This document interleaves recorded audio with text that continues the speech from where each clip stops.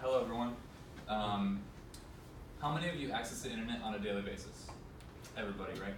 Well, did you know that the guiding principles for the internet were established to prevent nuclear war, thus making the internet an extremely important tool for the survival of the United States?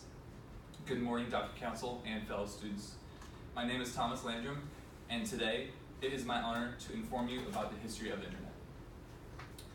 Today, you will learn about the origins of the internet, where the idea came from, and about some of the historical changes it made to the world. According to the United States Department of Defense, the original ideas for the internet occurred during the Cold War and an attempt to keep communication active during a nuclear war, or nuclear launch. During the Cold War era, the biggest fear of nuclear war was communication being wiped out during the attack from the Soviet Union. In the book, A History of the Internet and the Digital Future, Ryan writes about how during the Cold War era, we had to make a plan for communication to withstand a nuclear war. A man named Paul Barron was a part of a think tank called RAND, in which he had developed a model to keep National Communication Network active even if parts of it were damaged or destroyed. So here's a slide of where the first computers I'm going to talk about in a second were originally connected. There was 4 nodes that were connected and they would eventually talk to each other. Ultimately, Barron's idea was denied by the government. However, he was able to approach the United States Air Force with the idea to test his theory. While the Air Force would attempt to call on several companies to help with the test of Barron's communication concepts, it was eventually shelved in 1966 to wait for the right team to make the mental leap from analog systems to digital ones. Improved technology would help these professionals to establish an actual system to test the communication concepts that had already been invented. Many researchers and computer science professionals had taken Barron's ideas and were able to expand on them to produce better results with better funding. Improved technology would help these professionals establish the actual system to test the communication concepts that had already been invented. 4 nodes were approved to be built, connecting computers together from Stanford Research Institute, UC Santa Barbara, UCLA, and the University of Utah, which you can see right here. Once the first connection was made with the 2 computers using the 4 nodes, the progress sped along and history was made. The first issue for using the communication between computers was having the software to guide the information on how it had to travel.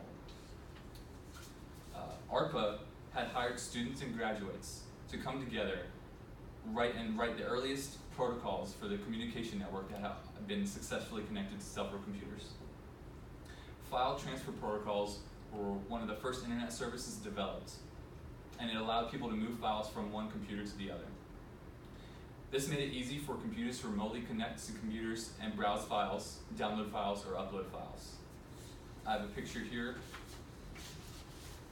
showing one of the first computers and hooked up to be able to communicate with the other 3 computers that were connected. I'll show this to you.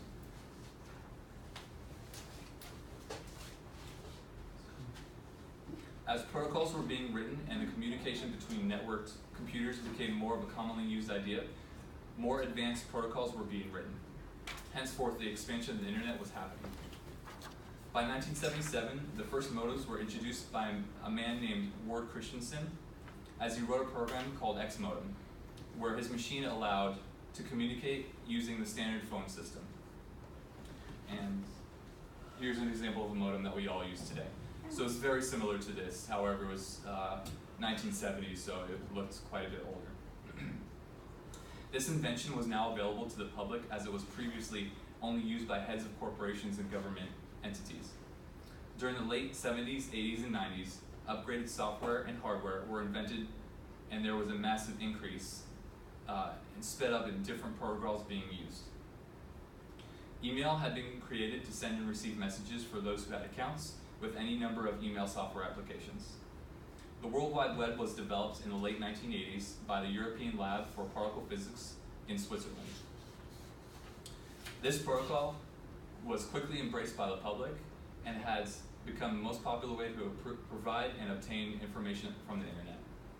It helps not only access to files download, but offers of a way to jump from site to site through a series of connected hyperlinks.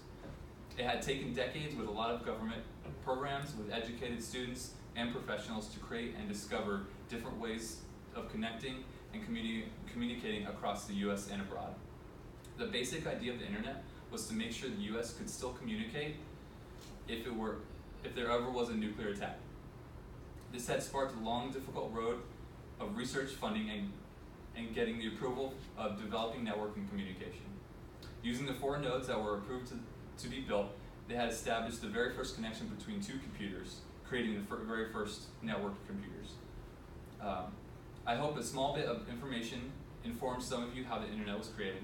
I would like to thank you for listening to this interesting story of how the US had to create something new as a plan for a war, as it had generated the idea for something we use on a daily basis and depend on it.